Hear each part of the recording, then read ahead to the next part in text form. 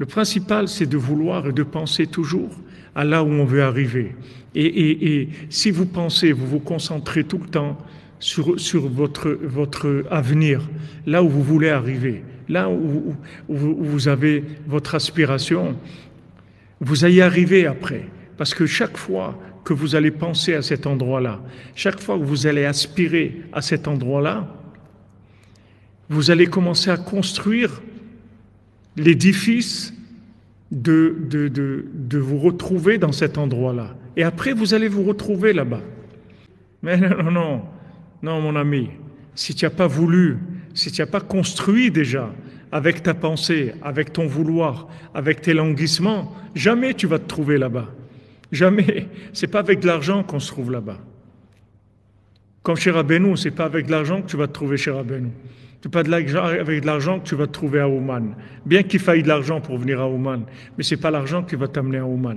Ça va t'amener à Ouman parce que ta vie, tu as cherché la vérité, tu t'es langui, tu étais déphasé par rapport aux endroits où tu étais et tu te languissais, tu aspirais à une forme de vie qui soit plus vraie, où il y ait plus de cœur, où il y ait plus de vérité, plus d'idéal. Ça t'a construit jusqu'à qu'après tu t'es trouvé dans cet endroit-là. C'est comme ça que ça commence. Voilà, ce qu'il ne faut pas arriver, c'est uniquement, voilà, il ne faut pas abandonner, il ne faut pas faire yiouch. Il ne faut pas faire yiouch sur ce qu'on veut. Parce que ça marche. Ça marche. Voilà, les gens, ils pensent tout dans la vie que voilà, ben, tu fais ça, et tu fais ça, et ben, tu vas te marier, et tu vas avoir des enfants, et tu vas gagner ta vie, et tu vas aller là-bas, et tu vas faire ci, tu vas rien faire du tout. Tu peux rien faire du tout. La seule chose qu'il faut que tu fasses, c'est que tu vas commencer à vouloir arriver là où tu veux arriver. D'abord, commence à mettre en place tes objectifs, mets tes objectifs en place, mets le but de ta vie en place. Mets le but de ta vie en place. Qu'est-ce que tu veux? Qu'est-ce que tu cherches? Où tu veux arriver? Mets ça déjà en place. Éclaircis ça, que ça soit clair là où tu veux arriver. Après, tu vas commencer à penser à ça. Après, tu vas commencer à parler de ça.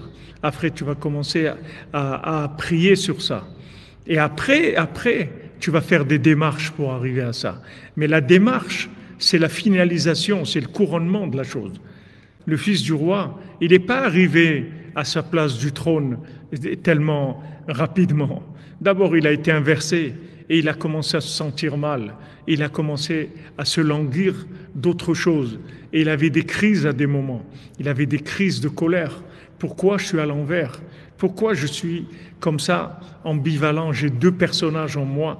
En même temps, je suis un fils de servante et en même temps, je sens en moi une aspiration à la royauté qui est très très grande. Pourquoi j'ai ces deux choses en moi? Quand il se posait des questions, il tombait.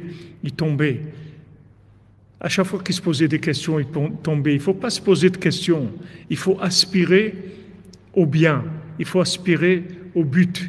Il faut aspirer au Shabbat. Il faut aspirer à la réparation totale. Il faut aspirer au bien. Et quand vous aspirez au bien, petit à petit, ça va venir après dans votre dialogue. Vous allez voir, vous allez commencer à en parler. C'est pour ça que Rabbi Nathan, il parle de l'Hitbodedut. Il dit d'abord des Kisufim et des Retzonot. Il appelle Hitbodedut le vouloir. Le vouloir. Maintenant, la Hitbodedut, c'est l'expression du vouloir. C'est pas je viens parler, je vais commencer à parler. Attends, avant de parler. De quoi tu vas parler? Où on est là? On va où? Avant de parler, avant de commencer à parler, on va où d'abord? On veut quoi d'abord? Viens d'abord qu'on oriente le cœur vers ce qu'on veut.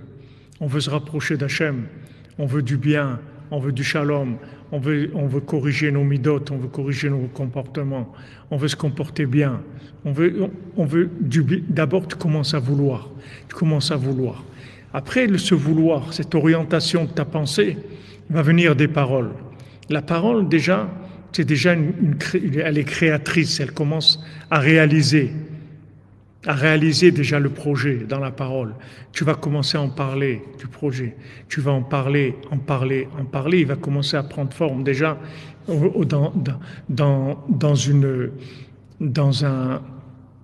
dans une forme virtuelle déjà, mais c'est déjà une forme. Et après, tu vas passer à l'action. On commence pas avec l'action, on commence par vouloir.